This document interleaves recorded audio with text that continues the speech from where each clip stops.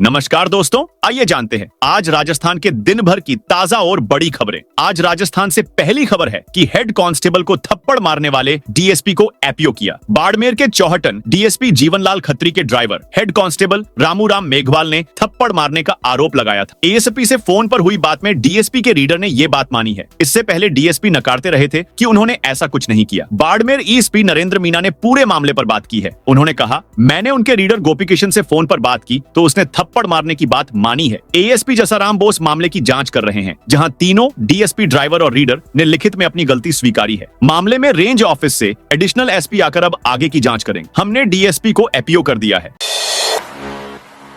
प्रतापगढ़ में मांगों को लेकर कलेक्ट्रेट घेराव करेंगे किसान। प्रतापगढ़ में किसानों की विभिन्न मांगों को लेकर सोमवार को कलेक्ट्रेट का घेराव किया जाएगा। पूर्व विधायक रामलाल मीणा ने खुशी पैलेस में पदाधिकारियों की बैठक आयोजित की। किसानों की प्रमुख मांगों में अतिवृष्टि से हुई फसल का मुआवजा शामिल है। साथ ही बीमा क्लेम की राशि, सहकारी समिति के आरण माफी और स्मार्ट मीटर न लगाने की मांग है। किसान निरस्त भूमि आवंटन को बहाल करने की मांग भी कर रहे हैं। प्रशासन से बातचीत के लिए 16 सदस्यीय प्रतिनिधि मंडल बनाया गया है। इसमें ब्लॉक कांग्रेस कमेटी प्रतापगढ़ के अध्यक्ष दिग्विजय सिंह शामिल हैं। नगर कांग्रेस कमेटी के अध्यक्ष उदयलाल अहीर और जिला किसान कांग्रेस के अध्यक्ष दूल्हे सिंह आंजना भी प्रतिनिधिमंडल का हिस्सा हैं।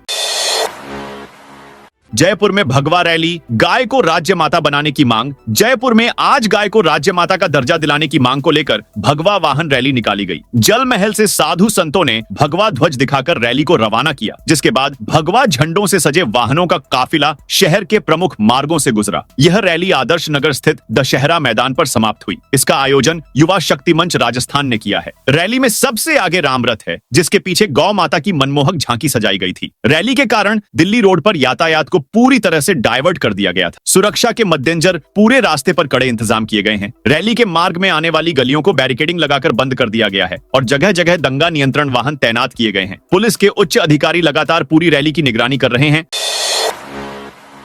जयपुर में कांस्टेबल भर्ती परीक्षा में डमी कैंडिडेट पकड़ा। राजस्थान में 10,000 पदों के लिए हुई पुलिस कांस्टेबल भर्ती परीक्षा में जयपुर में डमी अभ्यर्थी पकड़ा गया। भतीजे की जगह चाचा एग्जाम देने आया था। वहीं एग्जाम खत्म होने के बाद बस स्टैंड और रेलवे स्टेशनों पर भीड़ उमड़ पड़ी। इससे पहले परीक्षा में श्रीगंगानगर में गड़बड़ी सामने आई है। रविवार 14 सितंबर को पहली पारी में 2 सेंटर्स के प्रश्न पत्र की अदला बदली हो गई। इसकी जानकारी मिलते ही हड़कंप मच गया। एसपी अमृता दुहन ने बताया कि पेपर्स बदले जरूर थे, लेकिन इनकी गोपनीयता बनी रही थी। उन्होंने बताया कि प्रश्न पत्र बॉक्स पर लेबल कोड में तकनीकी गलती के कारण ऐसा हुआ था। वहीं टोंक में 2 केंद्रों की गूगल पर गलत लोकेशन आने से परीक्षार्थी परेशान हुए। दूसरी पारी के कैंडिडेट गलत केंद्रों पर पहुंच गए। एसपी राजेश मीना ने बताया कि गलत एड्रेस से परेशानी हुई है। भीलवाड़ा में दूसरे जिलों से पहुंचे कैंडिडेट्स ने परीक्षा इंतजामों को नाकाफी बताया। उन्होंने कहा कि काफी दूर दूर सेंटर दिए गए हैं, बसों की संख्या भी कम है। अजमेर में डोटासरा के बयान पर भाजपा का विरोध। कांग्रेस प्रदेश अध्यक्ष गोविंद सिंह डोटासरा की ओर से विधानसभा स्पीकर वासुदेव देवनानी पर की गई टिप्पणी को लेकर भाजपा ने गांधी भवन पर विरोध प्रदर्शन किया। डोटासरा के पुतले की शव यात्रा निकाली और जूतों की माला पहनाकर पुतला दहन भी किया। बाद में नारेबाजी करते हुए पुतला जलाया। इस दौरान भाजपा पदाधिकारियों ने कहा, डोटासरा ने 5वीं बार जीतकर विधानसभा में गए स्पीकर देवनानी के लिए ऐसे शब्दों का प्रयोग किया जो निंदनीय है। देवनानी का ये अपमान बर्दाश्त नहीं करेंगे। कांग्रेस के लोग मानसिक रूप से दिवालिया हो चुके हैं। ये वो पार्टी है जो ब्लैकमेल कांड में शामिल है। ये आपसी फूट में अपने नंबर बढ़ाने के लिए किसी भी हद तक जा सकते हैं। ऐसे व्यक्ति को विधानसभा में बैठने नहीं देना चाहिए। भाजपाइयों ने कहा कि ये महिलाओं का सम्मान नहीं कर सकते। ये अपमानजनक है और विधानसभा से निष्कासित किया जाना चाहिए। स्कूल की आड़ में चर्च में धर्मांतरण का आरोप। डूंगरपुर के बिछीवाड़ा और रामसागड़ा थाना क्षेत्र जेलाना गांव में स्कूल के नाम पर चर्च चलाने पर लोगों का गुस्सा फूट पड़ा। बड़ी संख्या में हिंदू संगठनों और गांव के लोग चर्च पहुंचे, जहां मौजूद लोगों को प्रार्थना करवाई जा रही थी। वहीं चर्च में अवैध रूप से धर्म परिवर्तन करवाने के भी आरोप लगाए। मौके पर पहुंची पुलिस ने भी स्कूल के अलावा किसी भी तरह की अवैध गतिविधियों का संचालन नहीं करने के लिए पाबंद किया गया। प्रदेश में नया धर्म परिवर्तन का कानून बनने के बाद डूंगरपुर में यह पहला मामला सामने आया है। बिछीवाड़ा और रामसागड़ा थाना क्षेत्र के बीच जेलाना और बहना गांव के सीमा पर स्कूल के नाम चर्च चलाने का आरोप है। गोपाल राम महाराज के नेतृत्व में कई हिंदूवादी संगठनों और गांव के लोग चर्च पहुंच गए। लोगों ने चर्च में आदिवासियों को गुमराह कर अवैध रूप से प्रार्थना करवाने के आरोप लगाए, जिससे हंगामा हो गया। वहीं घटना की सूचना पर बिछीवाड़ा थानाधिकारी कैलाश सोनी और रामसागड़ा थाना पुलिस मौके पर पहुंची। एमनेस्टी। बकाया राशि पर ब्याज और पेनल्टी होगी पूरी तरह माफ। आबकारी विभाग ने राजस्व बकाया निपटाने के लिए बड़ी राहत देते हुए एमनेस्टी योजना 2025 लागू की है। इस योजना के तहत बकायादारों को सिर्फ मूल बकाया राशि जमा करनी होगी और ब्याज व पेनल्टी की 100% माफी दी जाएगी। योजना का लाभ 30 सितंबर 2025 तक लिया जा सकता है। आबकारी आयुक्त शिव प्रसाद नकाते ने बताया कि यह योजना उन सभी मामलों में लागू होगी जिनमें राजस्व बकाया 31 मार्च 2022 या उससे पहले का है। यहाँ तक कि अगर मांग आदेश 1 अप्रैल 2022 या बाद में जारी हुआ है लेकिन मामला 31 मार्च 2022 से पूर्व की अवधि का है तो वह भी योजना में सम्मिलित होगा। Mid day meal workers union का जिला सम्मेलन। हनुमानगढ़ में रविवार को शहीद भगत सिंह यादगार केंद्र पर mid day meal workers union CITU का पहला जिला सम्मेलन आयोजित हुआ। संगीता देवी, प्रेमा देवी, रानी देवी, पुष्पा देवी और जसपाल कौर ने संयुक्त रूप से सम्मेलन की अध्यक्षता की। कार्यक्रम की शुरुआत वरिष्ठ महिला नेता कामरेड चंद्रकला वर्मा द्वारा झंडारोहण से हुई। इसके बाद जनवादी आंदोलन के शहीदों, प्राकृतिक आपदाओं में मृत लोगों और सीमा पर शहीद जवानों को श्रद्धांजलि दी गई। सीटू के वरिष्ठ नेता कामरेड रामेश्वर वर्मा ने सम्मेलन का उद्घाटन किया। उन्होंने मिड डे मील श्रमिकों की स्थिति पर चिंता व्यक्त की। श्रमिकों को मात्र 2,297 रुपए प्रति माह का मानदेय मिल रहा है। यह राशि प्रतिदिन 70 रुपए से भी कम है।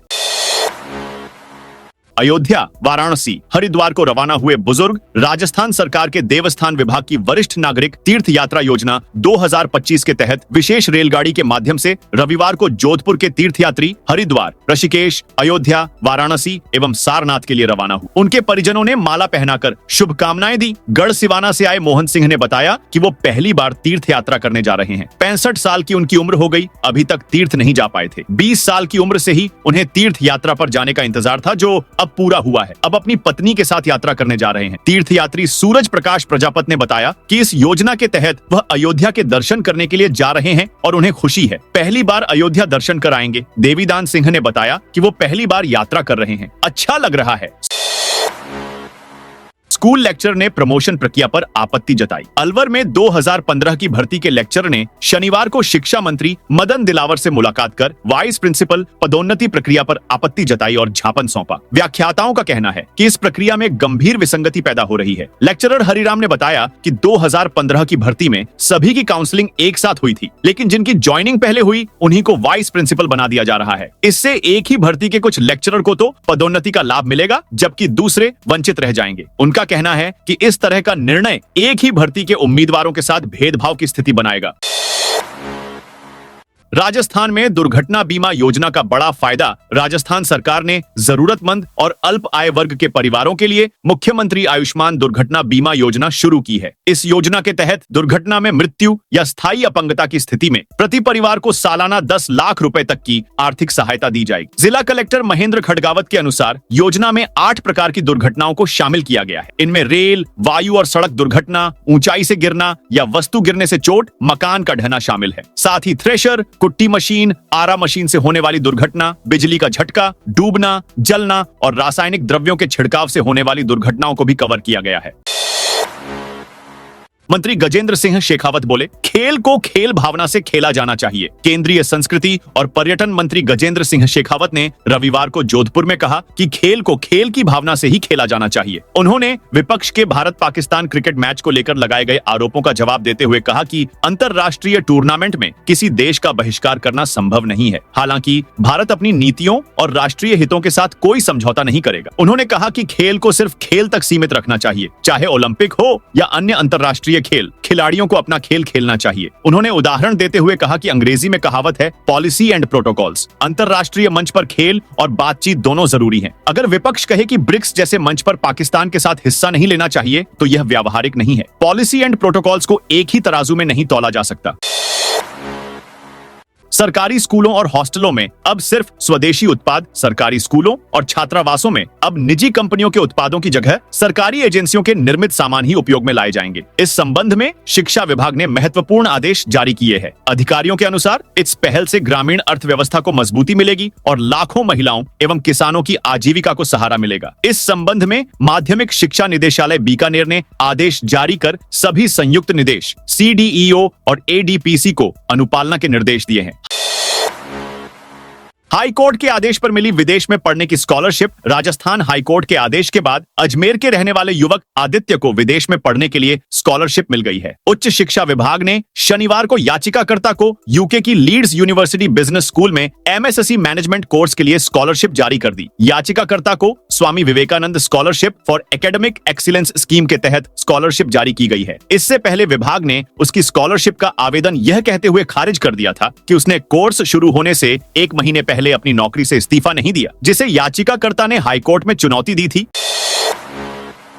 दिल्ली के डिप्टी सीएम ने राजस्थान में विपक्ष पर साधा निशाना। दिल्ली के उप मुख्यमंत्री प्रवेश वर्मा रविवार को सूरतगढ़ पहुंचे, जहां उन्होंने एक कार्यक्रम में शिरकत करने के बाद प्रेस वार्ता की। इस दौरान उन्होंने आर्थिक नीतियों से लेकर राष्ट्रीय सुरक्षा तक कई मुद्दों पर अपनी बात रखी। वर्मा ने कहा कि प्रधानमंत्री नरेंद्र मोदी के नेतृत्व में लागू किए गए GST सुधारों ने भारतीय बाजार को मजबूती दी है। उन्होंने साफ किया कि अमेरिकी राष्ट्रपति डोनाल्ड ट्रंप द्वारा लगाए गए टैरिफ का फिलहाल भारतीय व्यापार और विशेष रूप से दिल्ली व आसपास के राज्यों की अर्थव्यवस्था पर कोई प्रतिकूल असर नहीं पड़ा है। पुलिस चौकी को बम से उड़ाने की धमकी देने वाला गिरफ्तार। धौलपुर जिले की पुलिस चौकी बसई नवाब को बम से उड़ाने की सूचना झूठी निकली। पुलिस ने कार्रवाई करते हुए आरोपी को कुछ घंटों में ही डिटेन कर लिया। पुलिस को गुमराह करने के लिए आरोपित ने मोबाइल को बंद कर लिया था। पुलिस ने कड़ी मशक्कत के बाद आरोपी को डिटेन कर मामले का किया पर्दाफाश है। पुलिस कंट्रोल रूम के नंबर पर एक अज्ञात व्यक्ति ने थाना कौलारी की बसई नवाब पुलिस चौकी पर बम लगाने की धमकी दी। सूचना से हड़कंप मच गया। सूचना पर पुलिस अधीक्षक विकास सांगवान के निर्देशन में अतिरिक्त पुलिस अधीक्षक मनोज शर्मा, CO सैंपऊ, थानाधिकारी सैंपऊ व जिला विशेष शाखा की टीम चेकिंग मशीन सहित मौके पर पहुंची। पुलिस एवं अन्य टीमों ने चौकी एवं प्रांगण में मौजूद मंदिर की बारीकी से जांच की, लेकिन किसी तरह की आपत्तिजनक सामग्री नहीं मिली। तो दोस्तों, ये थी आज राजस्थान की बड़ी खबरें। आप इस वीडियो को कौन से जिले से देख रहे हैं, उस जिले का नाम बताइए।